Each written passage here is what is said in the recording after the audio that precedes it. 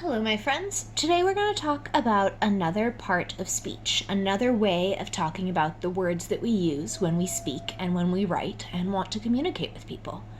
This part of speech that we're going to talk about is the verb. In our language work, we use this round circle, this red circle, as the symbol for the verb. Verbs are words that tell you things that you can do. So words like run, jump, kick. Right now, the word being done in the room next to me is fight. Fight is the verb that Esri and Tama Kitten are engaging in right now. Although I think that Tama Kitten probably thinks fight is the correct word, and Esri probably thinks play is the correct word.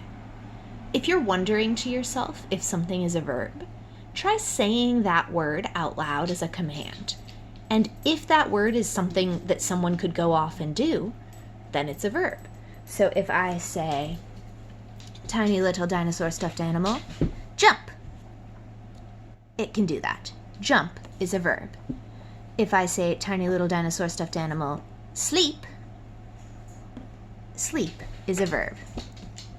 If I say, tiny little dinosaur stuffed animal, spin in a circle, spin is a verb.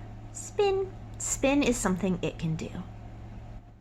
Notice how when I said spin in a circle, there were lots of words there. The way I figured out which one was the verb was by imagining that I said each word on its own to the little stuffed animal. If I said spin to the stuffed animal, it could do that word, so I know that it's the verb. But if I said in, it can't do that. If I said circle, it can't do that. Unless it took it as this and said, oh, okay, I will circle, and circled like that. Isn't that interesting? Sometimes a word can be a verb, like circle, but also be a noun, like this right here is a circle. Sometimes one word can be different parts of speech depending on where it is in a sentence. So if you're trying to symbolize some sentences that you write, you won't be able to just ask yourself, oh, does this word mean verb or noun? Sometimes you'll have to think about the sentence, think about how the word is being used in order to figure out what it is. There's one more type of verb that can be very tricky that I want to talk to you about as well. Think about verbs that are not things that you can physically act out as easily. Like if I say jump, that's pretty easy to act out. If I say sit, that's pretty easy to act out. But if I say love, little dinosaur, love, well, get on with it. That's a lot harder to act out, but it is still something that you do.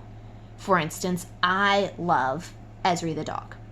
Me loving Esri is something that I do, but it's not something I can easily act out, like the word jump, or sit, or lay. So when you're working with your verbs, remember that there are simple ones that are ones you can act out, and there are other ones that are still things you do. They are still actions, like love and respect, things like that. Those are still verbs, even though they're harder to act out. Maybe you would like to pick a person around your house and make a list of all the verbs that they do in half an hour, or maybe only 5 minutes if that feels like too much.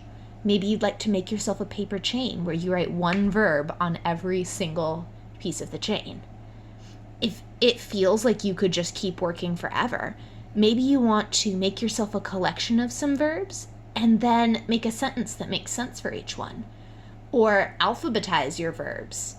See if you could make an alphabet list where you come up with one verb for each letter of the alphabet. You have a lot of different options about how you might choose to follow up on this work. Whatever you do, remember to stretch your brain a little. If it takes you 2 minutes to make a list, you probably didn't do much. Do a little more. Push your brain. If writing those things down is a big giant work for you because your hand is still getting used to writing, then maybe your list is a lot shorter than someone who's been writing for 6 years in elementary already. Do what's right for you, but remember that you're in charge of how much you get out of your work. You get to decide by how much work you put in, how much your brain is going to grow. If you want your brain to grow a lot and have a good, strong brain, you need to put in a good, strong amount of work. It's especially important to remember that for yourself when you're at home, because I can't be there with you to remind you. So do good work, be awesome. I miss you all, and hopefully I'll see you again soon. Bye.